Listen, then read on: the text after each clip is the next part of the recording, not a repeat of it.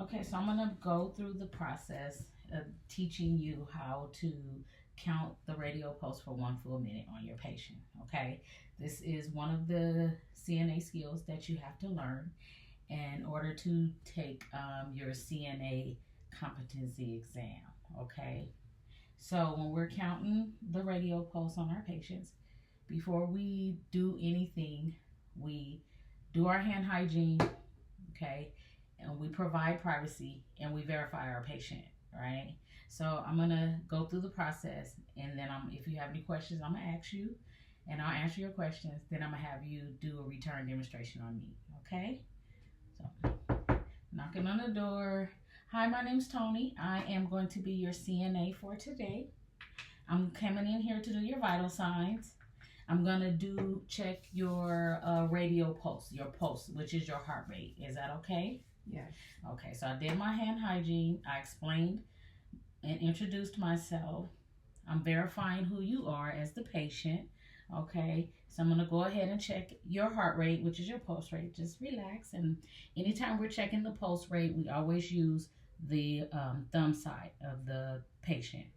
Never use your thumb because our thumb has a pulse of its own. So instead of getting the patient's pulse, we'll end up getting our own if we use our thumb. So we use these two fingers, okay? And we do it for 1 full minute. So it's just right here, the thumb side, right here in the crease, and I'm gonna count it for 1 full minute.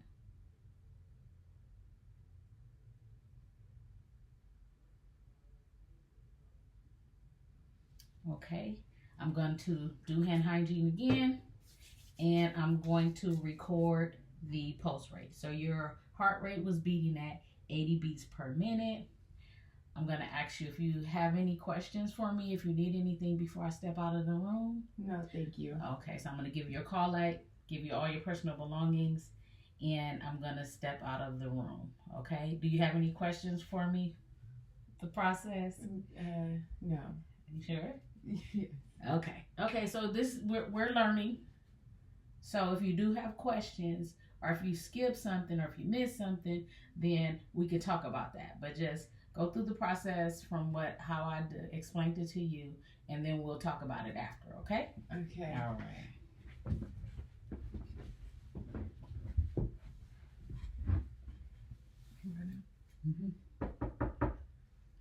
Hello. Hi. My name is Kelly. I will be Kelly. taking your vital signs today. I will be recording your pulse. Yes. And Good job. just do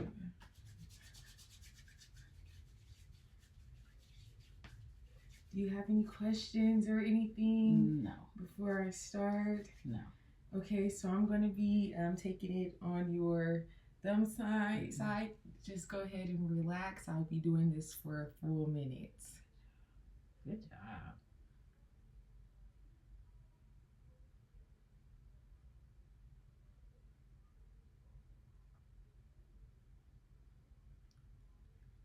Okay. Okay. All right.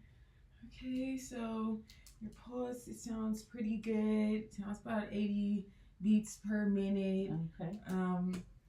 Did you have any questions or anything for me about anything? No, that's good. That was it. You actually did really good. Like this being your first time and you're not even a nurse or going into nursing. That was actually good. But according to, the standards here, they want you to do your hand hygiene before you actually record. Okay. Okay, so for the next time, do your hand hygiene and then record. Okay. And one other thing that I did not mention before is that the normal pulse rate is between 60 and 100, right? Okay, so if you get a patient and it's below 60 or above 100, those are out of range. So a rule of thumb is you recheck, okay? And then if it's still the same, you're getting out of range, or you're not too sure, you want to notify your primary nurse immediately, okay? All right? Okay. Thank you so much, Thank Kelly. you. All right.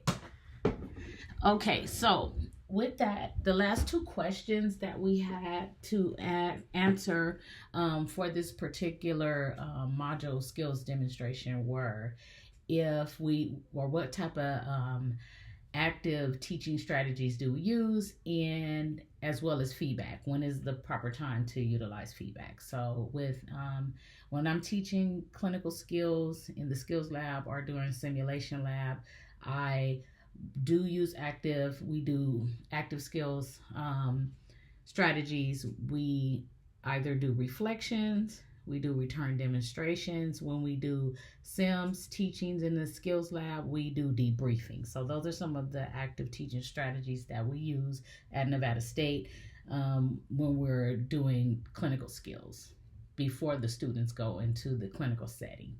And as far as feedback is concerned, you can do feedback throughout the learning process. You can do it in the beginning, you can give feedback during, and you can give feedback in the end. A rule of thumb for me is that I like to allow my students to go through the skill itself before I provide feedback. I don't like to interrupt them, and I'll take some mental notes, or either jot down some of my thoughts so I won't miss anything or lose my train of thought, and make sure I touch on things that I want them to take as takeaways. So feedback can pretty much be given throughout the learning process.